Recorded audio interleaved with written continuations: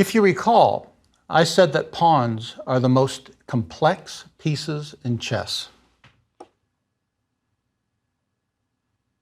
You might have thought I was joking, since, well, it's a pawn. They're only worth one measly point. And unlike the giant mutant pawn you're looking at, they are also the smallest piece. Yet they are indeed complicated. In fact, even regular non-tournament players often get confused over what the pawn can and can't do. In Chaturanga, the original Indian and Persian game of chess, pawns, which were viewed as foot soldiers, were pretty much the same as they are now. They moved one square straight ahead, then another, and, well, they were clearly not party pieces.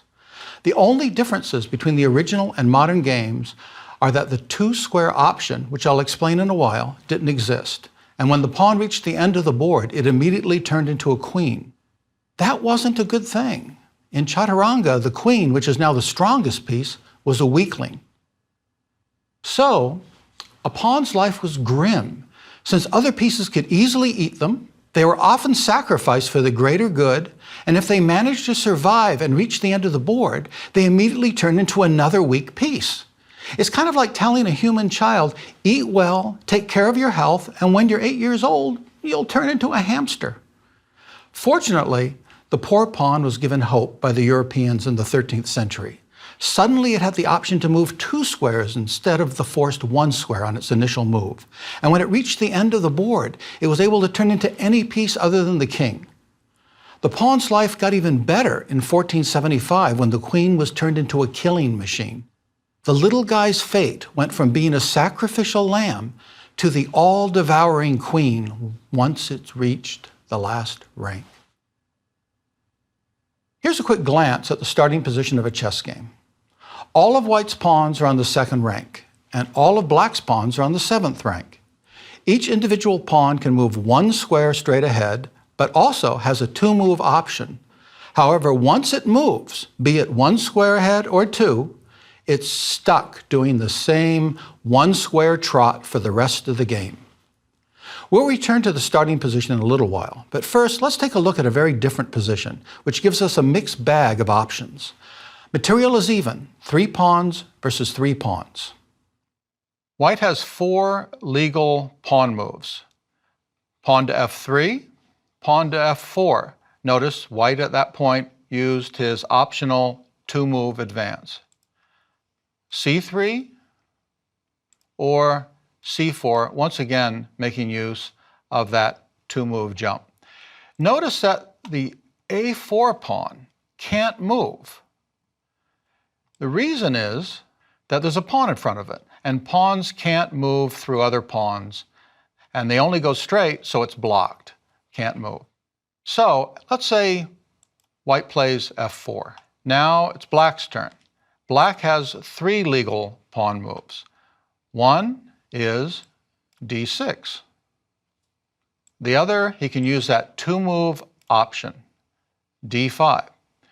The question here is, can black move his pawns with the 2-move option, his c-pawn? And the answer is no, because it's obvious that the pawn's on c6, the pawn is already moved.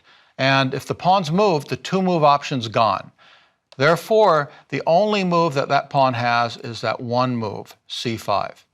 Notice that black can't move his pawn either, because just like white's pawn was blocked by the pawn, black's pawn is also blocked by white's pawn. You now know the basic movements of the pawn, with its rally cry of forward, ever forward. But we're not done yet. Indeed, the pawn would be a very boring little piece if all it could do is mindlessly march forward until it runs into the end of the board. Fortunately, it has an appetite, and if an enemy unit, any enemy unit other than the king, gets too close, it can snap them up. It's black's turn. All the pawns are blocking each other, so none of them can move. However, if black somehow hallucinated and started out with bishop takes c5, a new wrinkle in the pawn's bag of tricks would be demonstrated by b takes c5, winning a bishop 3 points, for a pawn 1 point. It turns out that though a pawn can only move 1 move forward, It can only capture one move ahead on a diagonal. No two-move capture leaps. Thus, in the position before black went berserk, we can see that all the pawns influence the square that's one diagonal away on the right and left. White's b4 pawn controls a5 and c5. His c5 pawn controls b6 and d6, and his e4 pawn controls d5 and f5. Can you figure out which squares the black pawns control? Black's b5 pawn controls a4 and c4, his c6 pawn controls b5 and d5, and his e5 pawn controls d4 and f4. Actually, the d5 square is a state of flux since White's e4 pawn and Black's c6 pawn are both fighting over the d5 square. This means that d5 is a sort of landmine, and nobody in their right mind wants to step there. It's Black's move here. Can he move his king to d6? The answer is, of course, no, since that square is being attacked by White's c5 pawn, and the kings aren't allowed to move to an attacked square. We've determined that Black can't give his king away with the crazy king d6, and he shouldn't toss his bishop to the hounds by bishop takes c5. But since it's his move, he should look for the weak link in White's position. Can you spot a white pawn that isn't protected? A pawn that would be defenseless if it was attacked? If you notice the b4 pawn is the weak link, then bravo. Since we now know our target, it's easy to find bishop d2 when the b4 pawn is a goner. King f3, bishop takes b4. Now the c5 pawn doesn't have defenders. King f2. Notice that White's c5 pawn can't gobble the bishop since pawns can't move backwards. Bishop takes c5, and Black is 2 pawns ahead. Let's return to the position that starts every game. White's pieces start out on the 1st rank. Black's start out on the 8th rank. The queen and king are placed side by side, with White's king on e1 and Black's on e8. And White's queen's on d1 and Black's is going to be on d8. Pay special attention to the h1 square. When you set up the board, you have to make sure that the h1 square is on a white color. You'll be surprised how many movies, TV shows, and commercials get this wrong. Also notice that White's queen is on a light square. The king's on a dark square. The queen always starts on its own color. A white queen will start on a white square. A black queen will start on a black square, always. The bishops are on the C and F files. The knights, of course, follow G1 and B1. And of course, the final files are for the rooks. The side of the board from D1 to D8 and D8 to A8, A8 to A1 and A1 to D1 is called the queen side, since that's where both queens live. The other side is called the king side. And that's how you set them up. The pawns after that, of course, go right in front of all the pieces. White's pawns are all lined up on the 2nd rank, while Black's pawns are lined up on the 7th rank. I'm going to repeat the pawn's movements as it's very important. Ignoring all the strange pawn insanity that's to follow, the pawn's basic move is simplicity itself. It can move forward 1 square. However, if it's sitting on its original square, meaning it hasn't moved yet, it has the option of moving 2 squares forward. Notice that I said forward. Pawns can never, ever go backwards, nor can they move diagonally unless it's a capture. So, if you look at the starting position, you might notice something that's, well, a bit odd. The mighty king, queen, bishops, and rooks are all trapped behind their pawns. That's right, none of them can move. Compare this to a boxer. Footwork is very important, and ring intelligence is also a must. But if the big guns, his 2 fists, are tied behind his back, he's going to get knocked out. In chess, if you can't use your big guns, you're going to do badly. And so what you need to do if you want to get your pieces out, and you really need to get your pieces out, is to push the pawns. But since you're using the pawns to get out of the way of the pieces, you might as well maximize this and use your pawns to gain space in the center.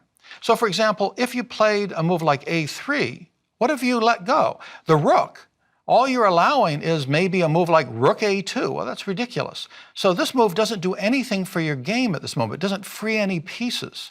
So instead of doing that, a much better move would be something like d4.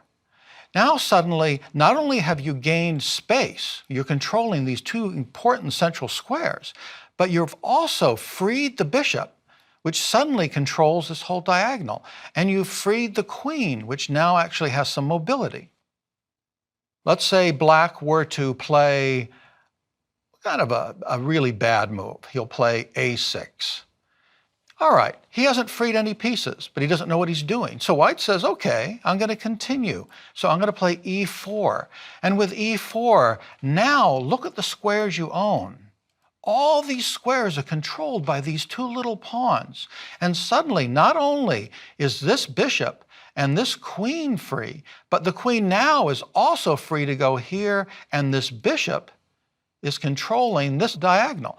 And when you look at this one position, it looks horrible for black, because black has no control over the center, no pieces can really move. There's no mobility for blacks. In the meantime, white owns the center, controls all these squares, and his pieces are ready to jump forward. Well, that was a lot. Thank goodness that we're done with pawns. But wait, we're not done at all. There's more. Not so long ago, people thought, quite understandably, that if you reached the end of the world, you'd fall off the edge.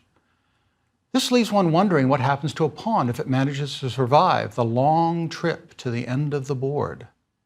All right, in this position, black's ahead in material. He has a bishop, white has two pawns for the bishop, but that leaves him 1 point down. The real problem is this pawn. This pawn is trying to make a touchdown and become a queen, which of course would mean that white's going to win. Fortunately for black, it's his move. He has to stop that pawn from advancing. There are two ways to do it. One would be bishop a6, and if the pawn moved, it would be captured. So that ends that. The other would be having the king do a little bit of work. And so the king would move, the pawn moves, and you just come over, and you're going to capture the pawn again, and black will win the game. But if it's white's move, things will turn out very differently. The pawn moves to b7, bishop a6, and the pawn takes one final step, b8, and the pawn has reached, literally, the end of the road. Since it can't attack anything off the board, and since it can't move anymore, the chess gods have granted the permanently immobile pawn 4 wishes. A pawn can wish to reincarnate as a knight, a bishop, a rook, or a queen. It shouldn't come as a surprise that picking a queen is the obvious and usually wisest course. When a pawn is going to turn into another piece, it's called a pawn promotion, which usually denotes turning the pawn into a queen. When you turn a pawn into a rook, bishop, or knight, it's sometimes referred to as under promotion, though simply promotion is fine. Returning to the position after b8, if you're writing down a game and you promote the pawn on b8 into a queen, you can write b8 q. But I prefer b8 = q. Of course, if you decided to underpromote it to a knight, you'd write b8 = n. I should add that, theoretically, it's possible for one side to have 9 queens, the queen you started out with, and another 8 queens, all of which were born from your 8 pawns. Or you could turn some of your pawns into queens and some into other pieces. All that's legal, but extremely rare. But I have to admit that from time to time, a game does feature one side with 2 queens, and even more rarely, 3 queens. As you can see, pawns are actually complex and interesting. They free the more powerful pieces when the game begins. They can lay claim to enemy squares. They can capture and attack any piece. And if they somehow survive the long walk down the board and reach the end of the file, they can, in fact, they must, turn into a much stronger piece. Okay, now we're done with pawns, right? No, I have to admit, that we have one more pawn-related subject to address, and it's a doozy. In fact, it's the least understood rule in chess. It's called en passant, which in French means in passing. A few years ago, I got a call from a guy in New York that I didn't know and never heard of. He told me he was playing a game with his wife when she made an illegal move. He tried to show her why it was an error, but she insisted that it was legal. After a long argument, they made a bet, found my contact information online, and decided that I would be the one to set things straight. Our en passant image pretty much sums up the kind of position he was talking about. The gentleman was black and moved his f7 pawn to f5, making use of the pawns can move 2 squares on their first move option. Of course, he was well aware that if he had played f6, his wife could capture the pawn this way. But after f5, the pawn has to be safe. It no longer can capture, and he felt really good. Nevertheless, she replied by taking the pawn anyway and hacked it off. How is this possible? After he explained everything to me, I said, "Sorry, but you're going to have to pay up. She's 100% right." Then I heard the woman say, "See, I'm right, aren't I?" The man replied, "I don't believe it," and then he hung up. The en passant rule is very, very strange, but it's also extremely important. It only occurs if one side's pawn moves past an enemy pawn and uses the 2-move option, which creates a position where the pawns are side by side. When this occurs, the pawn that's just been passed has the option to capture that passing pawn as if it had moved 1 square instead of 2. However, you have to use the en passant rule against the passing pawn right away or not at all. For example, after f5, let's say that white decides he doesn't want to capture it. So he goes king g2, and let's say black then moves his king. Now you cannot capture that pawn again. If you want to capture it en passant, you do it right away or it's gone. Let's solidify our understanding of the en passant rule with the following example. Black plays f5. Can white take this pawn en passant? No. The en passant rule only works if the pawns make use of the 2-move option. Since the pawn started on f6, meaning that it's already moved, after f5, you cannot take it. It has to be 2 moves. White realized that the en passant rule wasn't possible after f5, and so he thought, why not rush my pawn to the 8th rank and make a queen? Well, that's a fantastic idea. And so he can try this move. Does that make sense? No, it's a horrible move. The problem is that it can be captured in 2 different ways. This pawn can capture it, or the c pawn can capture it. Both pawns can devour that pawn. Therefore, you don't want to play b6 because you're just giving away a pawn and you would lose the game. After f5, white thinks, okay, I see that. So I'm just going to push a pawn. So he pushes his pawn to c4. Now black has to make some considerations. Can he play a5, trying to get his pawn to the end of the board and make a queen? Would that be wise? Once again, no. If you play a5, you forget about en passant. Suddenly your pawn has vanished miraculously, and off to the races this pawn goes, making a queen, and you have to give up. Returning to our position, after f5, perhaps a good move would be c6.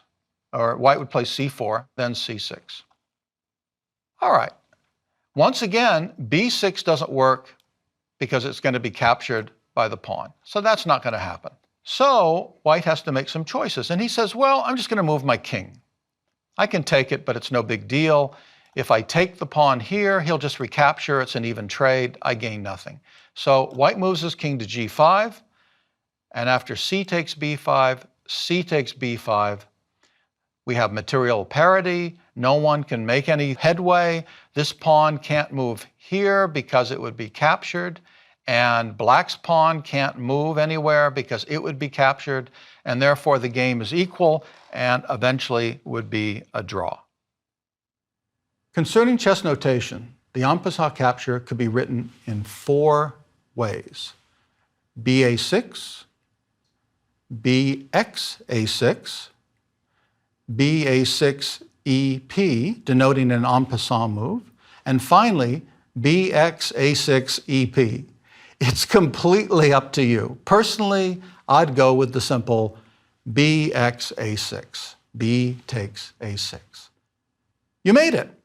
You now know all the pawn rules, and someday if you find yourself being called a cheat by your spouse or a friend when you use this rule, don't look up my number and put me through that again. Just go online, type in en passant, and you'll be vindicated. We've seen that the pawn is the most complicated chess piece, but the knight, which is always moved in the same manner, is the strangest. All the other pieces move on files, ranks, or diagonals. But the knights have no interest in those basic dimensions, and instead leap in an L-shaped manner, 2 squares horizontally and 1 square vertically, or the reverse, 2 squares vertically and 1 square horizontally. A knight in the center controls a lot more squares than a knight on the side does. The E4 knight controls 8 squares. The knight on C2 controls 6. The knight on E8 only controls 4. And the pathetic knight on A8, just 2. So, in general, knights in the center control more squares than knights on the side. And so let's say white plays a good move like knight E3. Suddenly, the knight that was not controlling as many squares as it could now controls a far greater range here than it did before. Okay, so let's say black says, well, I want my knights to be better too. So he plays knight F6, bringing his knight into the center and grabbing more squares. Is that a good idea? Well, the idea is really good, trying to improve the position of your knight. But there's one problem. You just gave it away because the other knight would capture it with knight takes F6. Speaking of a horse, that's what it was originally called, but as time passed, the name knight took precedence. However, the piece does have a horse's head, so calling it a horse is perfectly acceptable and perhaps more fun. Here's one more knight tidbit. It's the only piece that can jump over other men. It doesn't matter if the pieces are yours or your opponent's. The knight can leap over them. In our discussion of pawns, I pointed out that all the pieces were trapped by their own pawns. However, I also mentioned that the one piece that isn't trapped is the knight. Since the knights are the only pieces that can jump over other pieces, then white can move to F3, and he can move to H3, and his other knight can move to A3 or C3. So, that's possible. That's possible. That's possible, and that's possible. Notice that in real chess games, white often actually does start with knight F3. He'll play the knight here, never here, because at F3, as I said before, the knight controls many more squares. Here's another example of the knight's leaping powers. In this position, the knight's surrounded by pieces from both sides. Black's queen on G4 must feel pretty safe, since white's pawn on F4 and the rook on F5 are blocking everything, and they're not threatening the queen at all, apparently. However, white's knight, though it seems to be completely encased in a wall, can simply capture the queen. How is that possible? Well, the knight can jump over other pieces, so it wasn't any problem. Another path, actually, is this, which would be the same thing. You might be thinking, bishops seem to control more squares than a knight, so why are bishops and knights worth 3 points? That's a very astute question, and when the answer is worth thinking about. Bishops are stuck on one color complex. So if you place a piece on the opposite color as the bishop won't ever be able to touch it. However, a knight can make its way to either color, so nothing is safe from it. The real worth of the bishops and knights depends on the exact position. If a long distance piece is needed, go with the bishop. But if you need to have potential access to every square on the chessboard, knights are probably the right choice. So, knowing the rules for how to move all the chess pieces is great, but there's also more to understand. Let's see how they interact with each other by looking deeply at a few positions. Each example can and should be used as a test. In our first one, I want you to find all of White's possible knight moves, and then point out which one is best. Well, knight h3 is one, but you've actually moved the knight to a place where it has less square control and doesn't really do anything. Knight takes h5 is really very tempting. You win a pawn, your knight advances. The problem is this bishop is attacking it, and you would simply lose a piece. So that doesn't work. How about knight g6? Nope, pawn takes knight. You just tossed your poor knight away. How about another moment of greed? Once again, there goes your knight, and you've lost a knight for one pawn. You don't want to do that. You could go here to d5. I don't know why, but you could. Once again, though, those pawns devour the knight, and you have to give up. If you go here, I would suspect that you've been drinking, because now the guy can take this two different ways, with the bishop or the pawn, and it's over. However, the best move we've saved for last, you simply take that bishop. Knight takes bishop, wins a piece and the game. Can black win material? As it turns out, yes. Once again, in many positions, if there are undefended bits, then things can happen. And in this case, the winning move, or the move that wins material, is rook to d5, attacking two different units at once. So if white guards one pawn, this will be devoured. After rook d5, if white guards this pawn on h5, then the other one will be devoured. Therefore, black wins a pawn and has very good chances to win the game. Can or should white capture anything? Well, king takes isn't possible because the knight protects it. So you would actually be putting your king in check, which is illegal. The other possibility is bishop takes e5. That wins a pawn, but there's a problem. This guy here runs for a touchdown, makes a new queen, and you have to give up. So the best move would be king takes f3, everything's fine, material parity, and the game goes on.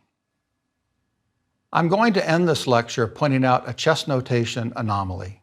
You may have realized that sometimes two pieces of the same kind might be able to take an opponent's piece. What then? This doesn't happen very often, but if it actually occurs, you'll need to know how to deal with it.